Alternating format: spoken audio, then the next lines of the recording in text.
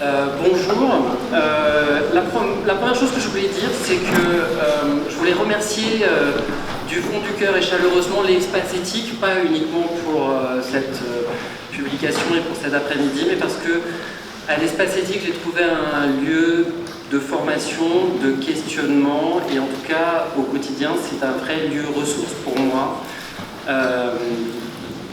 pour la réflexion, en tout cas en ce qui concerne ma pratique quotidienne.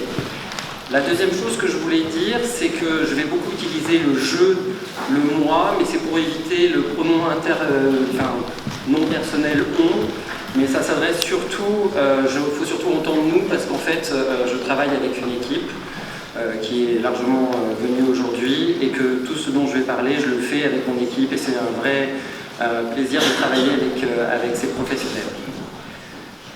La troisième chose, c'est que vous allez voir, je vais me présenter, et ce dont je vais parler, c'est des soins palliatifs du réel, de la médecine du réel, de ce qu'on rencontre tous les jours à l'hôpital. Et donc pour ceux qui parmi vous n'êtes pas soignants, vous pourrez peut-être être choqués par ce que je vais raconter, et voilà, j'en suis désolé, mais en même temps, comme le disait M. Delfrécy tout à l'heure, il est question de parler de ne pas être hors sol. Et ne pas être hors sol, c'est être aussi dans le concret. Alors, pour me présenter, pour vous dire un petit peu qui je suis, moi je suis issu d'une tradition familiale médicale importante, puisqu'on est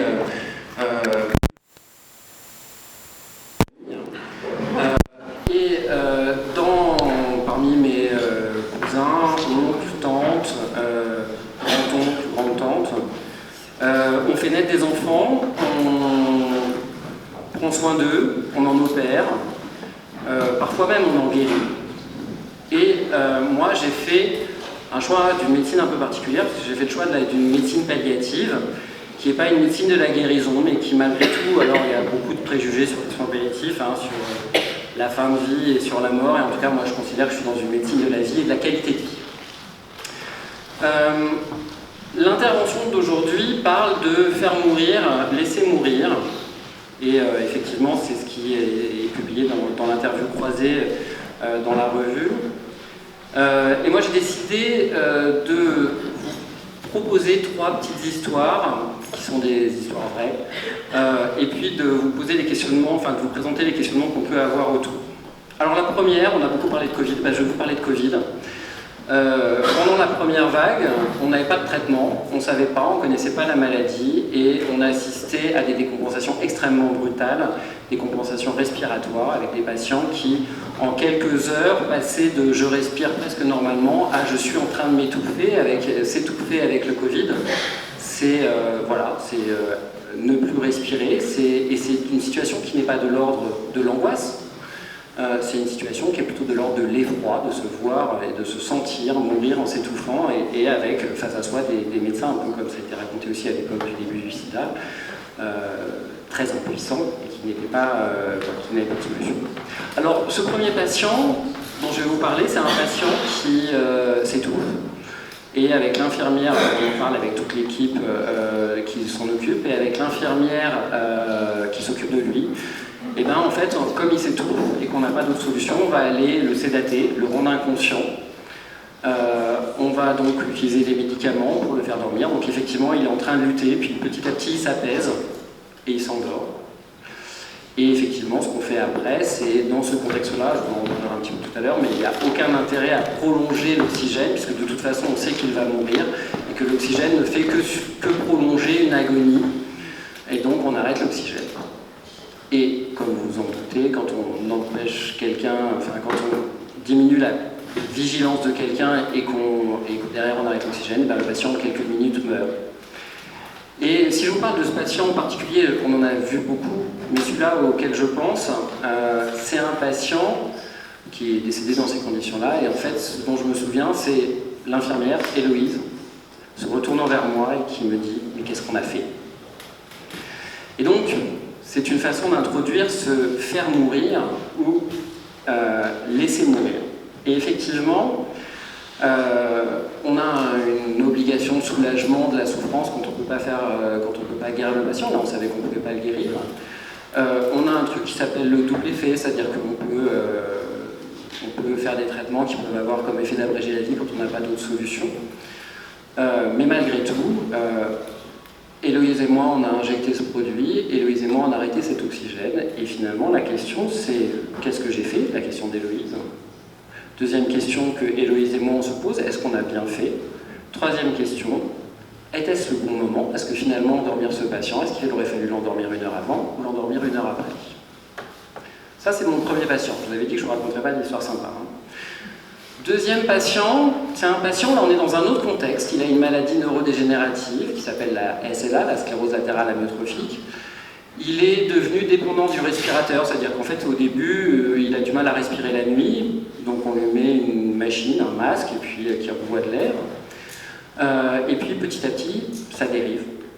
Enfin ça dérive. En tout cas, il a de plus en plus besoin de cette machine et se retrouve dans une situation où 24 heures sur 24, il est dépendant de cette machine, avec un handicap qui s'installe, un handicap physique qui s'installe, et donc un patient qui est dans une angoisse permanente, qui a une fuite sur la machine et qui ne puisse même pas aller régler ce problème de fuite.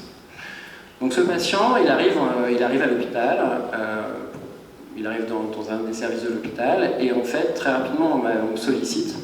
Et en fait, la demande de ce patient, très clairement, c'est « je veux mourir ». On est en mars 2016, donc quelques semaines après la dernière loi sur les soins palliatifs qui a introduit la notion de sédation profonde et continue maintenue jusqu'au décès. Et donc ce que je lui explique, c'est que j'entends sa demande de mort, je comprends sa demande de mort, alors il n'y a pas de facteurs sur lesquels on puisse agir pour faire disparaître cette demande de mort, il n'est pas déprimé, il est juste dans un truc qui est une espèce d'angoisse permanente autour de ça, et sur une angoisse sur laquelle on ne va pas pouvoir agir avec des médicaments. Et donc, ce que je lui propose, c'est ce qui existe depuis 1 mois, c'est-à-dire une sédation profonde et continue maintenue jusqu'au décès. Chose à laquelle, on va dire, c'est un terme qui va être un peu utilisé, dévoyé de son sens, il y consent parce qu'il n'a pas le choix. C'est pas sa demande c'est de mourir, et en tout cas il consent à ce dispositif que je lui propose. Et donc, avec ma collègue infirmière, on va dans sa chambre, tout est pensé, on a du temps, on a pris le temps de réfléchir, on a pris le temps de réfléchir avec lui, on a eu le temps d'en parler avec l'équipe, c'est quand même particulier pour une équipe de procéder à ce soin. Et puis on va l'endormir, et puis une fois qu'on va l'endormir, on va enlever son masque, et il va pas mourir tout de suite. On pensait qu'il allait être en apnée, qu'il allait mourir tout de suite, et il ne meurt pas tout de suite. Et il est totalement asymptomatique, il ne souffre de rien, hein, il ne grimace pas, il n'y a pas de choses particulières. Mais par contre, au bout d'1 heure, son fils arrive et me dit « ça dure ». Et ça n'est pas le souhait de mon père souhaitait mourir, il ne souhaitait pas dormir, et c'est insupportable. Alors je vais me prendre une lettre de plainte derrière ça, pour mon inhumanité à ne pas avoir poussé les seringues. Mais ça m'amène à poser la question de est-ce que quand on endort quelqu'un qui demande à mourir, est-ce qu'on répond à sa demande, mais en même temps ça aboutit quand même à sa mort, parce qu'il meurt quelques heures plus tard, ce patient.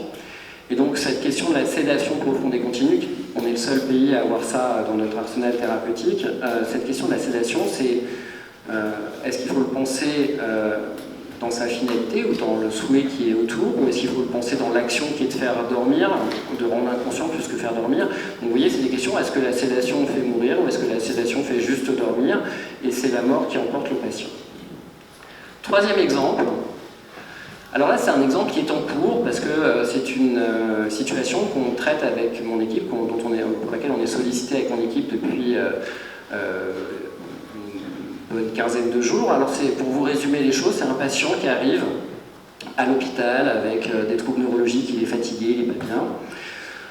Et puis vont être lancées les explorations. Et puis pendant ces explorations, il va faire une décompensation respiratoire, et comme on n'a pas de diagnostic, il va être intubé, on va lui mettre un tube dans la bouche et on va lui mettre un respirateur au bout de ce tube. Et donc en fait ce patient maintenant est totalement dépendant de ce respirateur et de cette intubation. Jeudi dernier, jeudi dernier, on a été sollicité à nouveau pour ce patient avec une idée qui est maintenant on sait. on sait qu'il a une maladie neurologique qui fera que son diaphragme ne remarchera plus, c'est-à-dire qu'il est totalement dépendant d'un respirateur, et on sait très bien chez ce patient que la dépendance à ce respirateur, ça n'a qu'un temps, parce qu'il va faire toutes les complications en lien avec ça. Il va faire ce qu'on appelle les PAVM, les pneumopathies acquises sous ventilation mécanique. Donc on sait qu'on est dans une situation qui n'est pas pérenne. Et on a un patient qui est réveillé, qui est dépendant d'une machine, donc dans une situation, ce que disait M. Delfrécy tout à l'heure, dans une situation que nous avons créée en intubant ce patient. Et on sait très bien que cette situation n'est que transitoire, et la question qui se posait avec l'équipe de réanimation qui s'occupe de ce patient, c'était de dire, grosso modo, ça ne va pas durer, est-ce qu'on attend la complication qui va emporter le patient, ou est-ce qu'il ne serait pas légitime d'arrêter ce respirateur pour ce patient, puisqu'en fait on considère que ça ne fait que repousser. Alors évidemment, ce patient, il y a la question du consentement, puisqu'il est en mesure de s'exprimer, mais on arrive là dans une de nos difficultés, c'est comment est-ce qu'on discute avec un patient qui est quand même dans un phénomène d'une énorme sidération. On lui annonce un pronostic vital engagé et qu'il est maintenu en vie par un respirateur. Donc la sidération de tout ça, la violence de tout ça, avec quelqu'un qui, contrairement à vous et moi, ne peut pas dire « je suis d'accord, je ne suis pas d'accord, arrêtez », ou qui peut poser des questions puisqu'il est intubé et pas en mesure de s'exprimer. Et par ailleurs, il a un déficit neurologique qui fait qu'il ne peut même pas écrire. Donc vous voyez toutes ces questions qui peuvent se poser autour. Et effectivement, la question, c'est est-ce qu'on le laisse mourir de sa décompensation? Est-ce qu'on le maintient en vie par ce tube? Est-ce qu'il faut, en tout cas, agir par rapport à la pertinence de ce tube? Donc vous voyez, c'est des situations, alors je ne vais pas dire que c'est notre quotidien, mais c'est quand même assez fréquent, en tout cas dans notre recrutement particulier de l'hôpital Lariboisière, puisqu'en fait on travaille beaucoup dans l'aigu et dans les réanimations. Mais vous voyez que les questions, et maintenant je vais essayer un peu de théoriser, les questions que je posais par rapport au premier patient, c'est le qu'est-ce que je fais? Est-ce que je fais bien? Mais finalement, les questions, c'est est-ce que dans cette médecine, est-ce que je fais vivre ce dernier patient? Est-ce que je le fais vivre? Alors en plus, on a été élevé au grain, moi je fais partie des médecins qui ont été élevés au grain de la médecine du guérir, hein. On nous a appris ça à la fac, moi j'avais pas de cours de soins palliatifs quand j'étais étudiant. Deuxième question, est-ce que quand on arrête, quand on sédate, quand on arrête l'oxygène, quand on va extuber ce patient, est-ce qu'on est dans le laisser mourir, c'est-à-dire finalement reconnaître que malgré toute notre toute-puissance, l'organisme n'arrive plus à fonctionner de façon autonome et nous, on ne fait que prolonger les choses. Ce que j'aurais envie d'appeler aussi l'idée du faire survivre, c'est-à-dire que finalement, à un moment, est-ce que la médecine a vocation à faire vivre, mais survivre enfin voilà, est-ce que toutes ces machines, elles ont du sens, et en tout cas, est-ce qu'on n'est pas dans cette question du faire survivre? Et puis, évidemment, il y a la question, parce que quand on arrête de l'oxygène, quand on va extuber ce patient, voilà, on va faire un geste qui va avoir comme conséquence la mort, mais pour autant, une des questions qui se pose, c'est est-ce que c'est une conséquence, ou est-ce qu'on est plutôt dans quelque chose qui est de l'ordre d'une action, d'être effecteur d'un geste qui va mener, et en tout cas va se poser la question, et en tout cas je vais essayer de l'aborder après, la question de l'intention derrière ça. Alors d'un point de vue très déontologique, ce que le loi, les différents points, alors il y a des juristes dans la salle qui sont bien meilleurs que moi pour ça, mais qu'est-ce qui s'oppose dans tout ça? Il y a d'un côté, et c'était le cas jusqu'en 2005, en 2005, la seule chose qui préside, c'est la non-assistance à la personne en danger. Vous devez sauver les gens, vous devez utiliser tous les moyens à disposition, vous n'avez pas le droit d'arrêter les traitements. 2005, première loi dite Leonetti, loi relative à la fin de vie, l'interdit de l'obstination déraisonnable, c'est-à-dire que là se pose la question de traitements qui pourraient être inutiles, disproportionnés, du seul maintien artificiel de la vie. Et en tout cas, ça donne des moyens pour réfléchir en équipe, la fameuse procédure collégiale, pour réfléchir en équipe à l'intensité des soins qu'on peut prodiguer. La loi de 2005, c'est aussi la notion du double effet, c'est-à-dire le fait de s'autoriser à mettre des médicaments qui peuvent avoir comme effet d'abréger la vie, quand on n'a pas d'autre façon de soulager le patient. C'est-à-dire que l'intention n'est pas dans le fait de donner la mort, il est dans l'intention de soulager en acceptant un risque qui est lié aux thérapeutiques qu'on va mettre en place.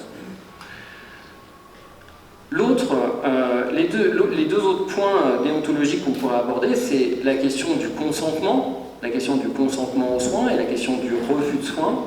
Mais la question pour arriver au consentement, vous savez, ce fameux consentement libre et éclairé, c'est comment est-ce qu'on éclaire le patient le plus honnêtement possible pour qu'il puisse lui-même derrière se faire son opinion.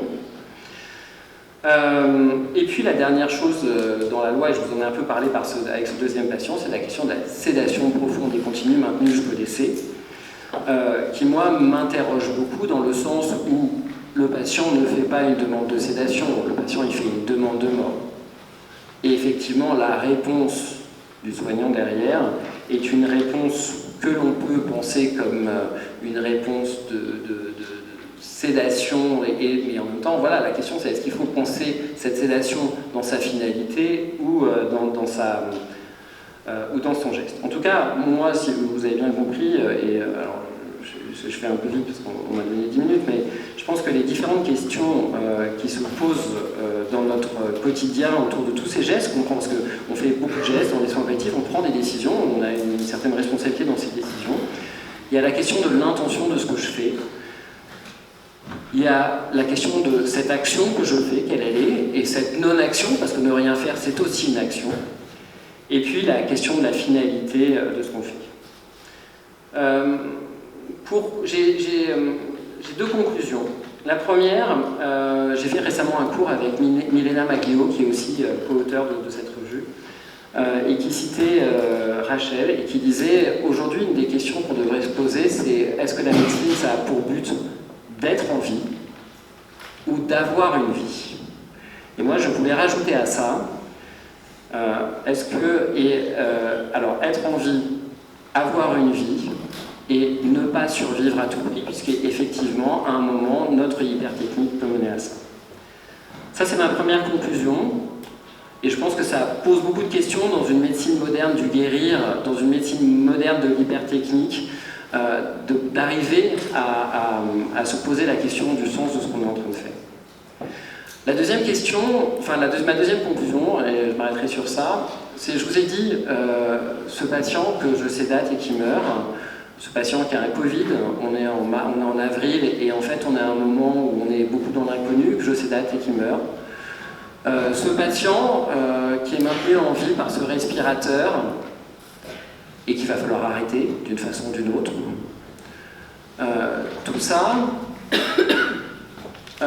c'est notre quotidien. C'est tous les jours, je pense mon équipe et moi, on rentre chez nous avec aujourd'hui quelqu'un est mort. Et dans cette mort qui est arrivée, on est intervenu. Alors, est-ce que c'est laisser mourir? Est-ce que c'est faire mourir? En tout cas, moi, dans mon expérience personnelle, ou en tout cas dans ma réflexion personnelle, en tout cas, ce que j'essaye le plus possible au quotidien dans ma pratique, et avec mon équipe, on travaille beaucoup autour de ça, c'est de bien définir ce qu'on est en train de faire. Et ce qui est important, et ce sera mon mot de conclusion, c'est quand je sors de l'hôpital le soir, quand je rentre chez moi, quand je mange avec ma femme et mes enfants, quand je vais me coucher, le fait d'avoir pu travailler sur qu'est-ce que je suis en train de faire et quel sens ça a et qu'est-ce que j'en fais, ça me permet de manger tranquille avec ma famille, ça me permet de me coucher tranquille le soir. Je vous remercie.